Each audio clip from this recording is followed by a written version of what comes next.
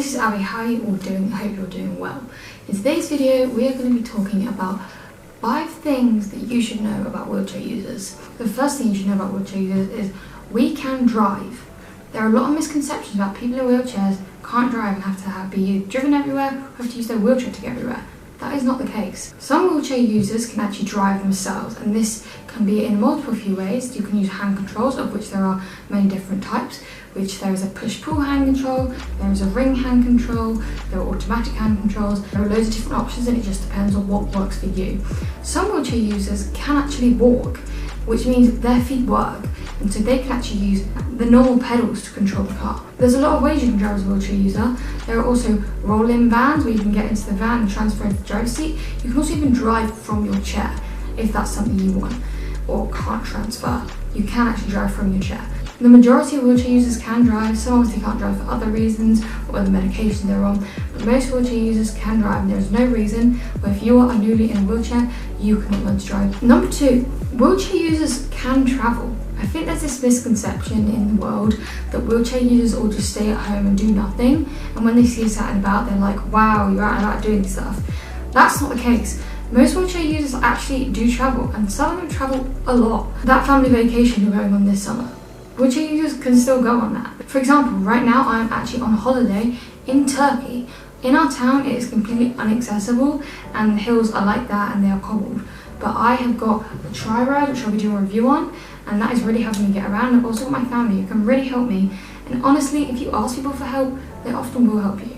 It's not something that's impossible. I have got a few videos on my channel which will be linked up here, and they are all about travelling on an airplane as a wheelchair user, so go check them out. Number 3, your curiosity is okay. As wheelchair users, we are used to being stared at. It's something that happens every day. I'm only speaking from my perspective, but I would much rather, instead of just staring and wondering why I'm in a wheelchair, come up and ask me why I'm in a wheelchair. Don't be scared. As long as, we're not busy, or as long as we're not sat with our family eating a meal or in the middle of something, if we're just chilling, hanging out, or just rolling the other street and we have enough time, we will most likely stop and talk to you because it's just part of our life now. That's the way it is. I also think that maybe your friend is in a wheelchair.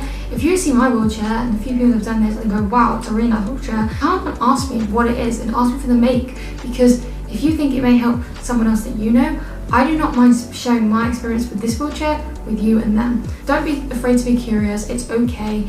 And at the end of the day, the worst thing that can happen is someone just says, look, I don't want to talk to you right now because I'm not in a good place. Number 4, we don't ask for special treatment. You may have seen at different places, maybe you've been at a theme park or an airport, that wheelchair users usually skip the queue.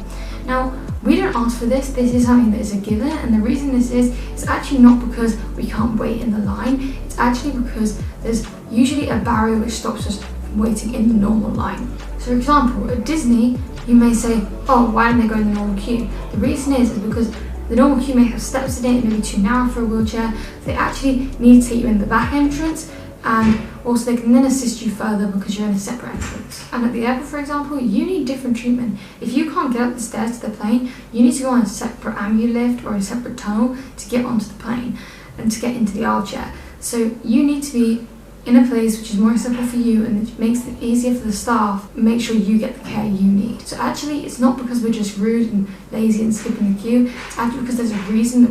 I would rather wait in a 2-hour queue than have my disability at the end of the day. I'm pretty sure that's how most people would feel. We don't want to be in a wheelchair, but if we have to, we want life to be as easy as possible.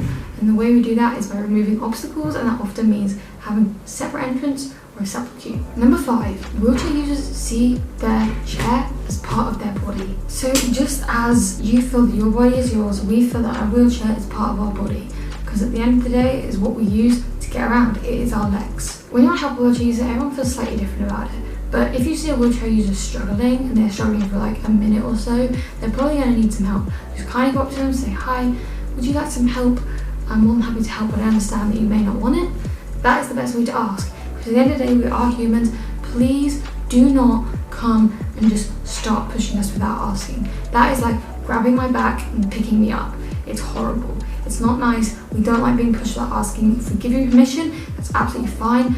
Do not touch a wheelchair without asking. That is not okay. Just because it may look like a wheelchair and it's separate to our body, it isn't. As this is our body. We have 5 things you should know about wheelchair users. If you've got any other ones that people should know about, leave them down below. And if you are a wheelchair user, comment down below and let me know. Give it a like if you enjoyed, subscribe if you are new, because we're really trying to grow this channel and get this help out to other people. And yeah, there'll be a new video in a couple of days, and I hope you guys enjoyed this one. Goodbye.